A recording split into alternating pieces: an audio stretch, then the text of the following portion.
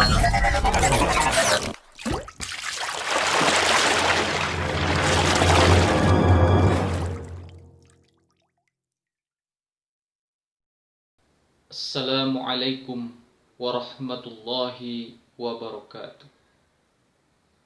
Alhamdulillah, alhamdulillahirabbil alamin, wassalatu wassalamu ala asyrafil anbiya'i wal mursalin wa ala alihi wa sahbihi ajma'in. Asyhadu an la ilaha illallah wa asyhadu anna Muhammadan abduhu wa rasuluh. Bersyukur kita kepada Allah Subhanahu wa taala karena kita masih diberi kesehatan dan masih diberi kesempatan oleh Allah untuk melanjutkan pembelajaran kita tentang membaca surat An-Nasr. Salawat dan salam kita mohonkan kepada Allah agar senantiasa disampaikan kepada junjungan kita, yakni Nabi besar Muhammad sallallahu alaihi wasallam. Anak-anak Bapak semuanya, alhamdulillah kita kembali bertemu dalam pembelajaran pendidikan agama Islam dan budi pekerti kelas 3. Dengan materi pembelajaran membaca surat An-Nasr. Pertama, Bapak doakan semoga anak-anak Bapak semua berada dalam keadaan sehat dan mampu mengikuti pembelajaran kita pada hari ini.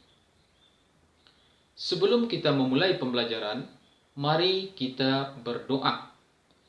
A'udzu billahi minasyaitonir rajim. Bismillahirrahmanirrahim. Rabbi shrah li sadri wa yassir li amri wahlul 'uqdatam min lisani yafqahu qawli. Rabbi zidni ilma warzuqni fahma. Mudah-mudahan kita dapat mengikuti pembelajaran pada hari ini. Tujuan pembelajaran membaca surat An-Nasr pada materi ini adalah agar anak-anak Bapak bisa membaca surat An-Nasr ayat 1 sampai 3 dengan makharijul huruf dan tajwid yang benar. Untuk itu, mari kita simak pembelajaran selanjutnya.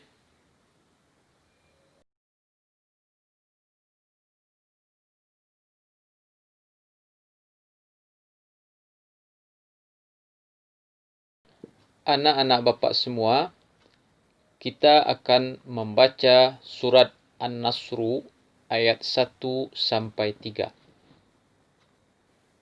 Sebelum anak-anak Bapak semua menghafal surat An-Nasr, ada beberapa hal yang harus anak-anak perhatikan dalam menghafal surat An-Nasr.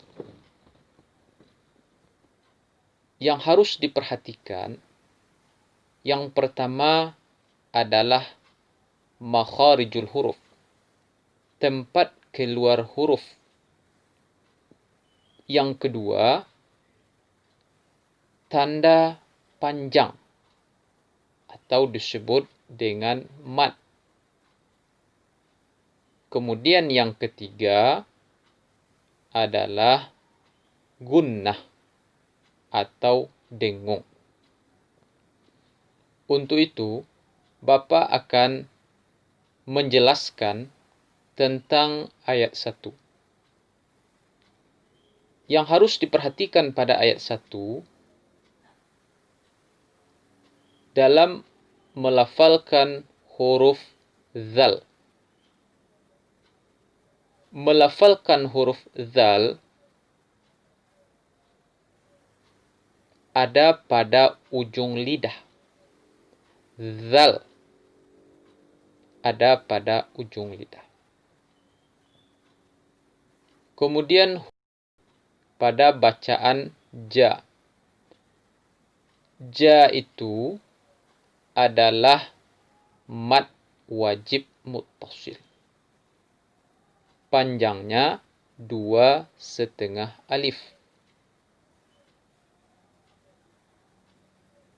Kemudian pada huruf ha di akhir ayat 1.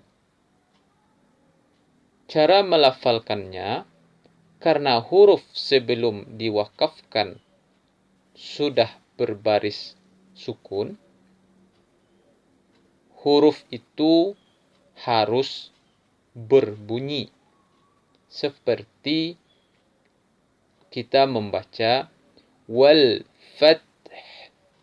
Ada bunyi huruf ta yang sukun dan ada bunyi ha yang sukun. Seperti contoh berikut ini. A'udzu billahi minasy syaithanir rajim. Bismillahirrahmanirrahim. Idza jaa nasrullahi wal fath. Pada ayat kedua, yang harus diperhatikan dalam melafalkan bacaan wara'aita. Lafal wara'aita, aita bunyinya dibaca ai, ya, bukan ai. Pak ulangi, wara'aita. Kemudian pada lafal annas itu dengung, gunnah, karena nun bertasdid disebut wajibul gunnah. Wa ra'aitan nasa. Kemudian melafalkan huruf kha pada pangkal tenggorokan. Yadkhuluna. Yadkhuluna. Khulu, pangkal tenggorokan. Seperti contoh berikut ini. وَرَأَيْتَ النَّاسَ يَدْخُلُونَ فِي دِينِ اللَّهِ أَفْوَاجًا.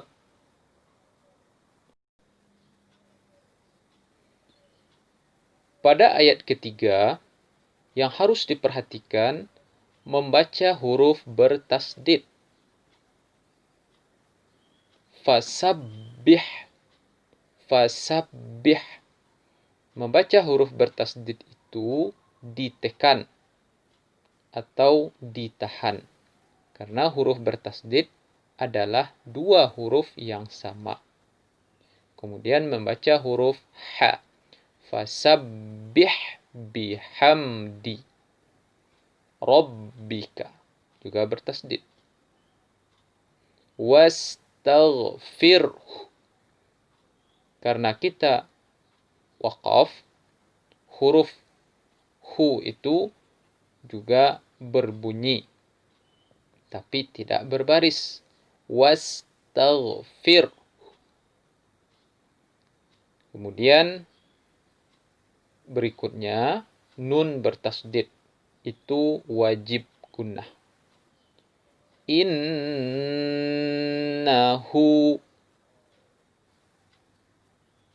Seperti contoh berikut ini. Fasabbih bihamdi rabbika wastaghfir. Innahu kana tawwaba. Sadaqallahul azim. Sekarang mari kembali kita dengarkan surat An-Nasr ayat 1 sampai 3. Bismillahirrahmanirrahim. Idza jaa nasrullahi wal fath wa ra'aitan nasa yadkhuluna fi dinillahi afwaja. Fasabbih bihamdi rabbika wastaghfir. Innahu kana tawwaba. Anak-anak Bapak semua, setelah kita menyimak pembelajaran membaca surat An-Nasr ayat 1-3. Mudah-mudahan anak-anak Bapak dapat mengulangnya kembali sesuai dengan makharijul huruf dan tajwid yang benar, sehingga hafalan anak-anak Bapak dapat sesuai dengan tajwid yang benar. Demikianlah pembelajaran kita pada hari ini. Mudah-mudahan pembelajaran kita bermanfaat. Bapak akhiri, Assalamualaikum warahmatullahi wabarakatuh.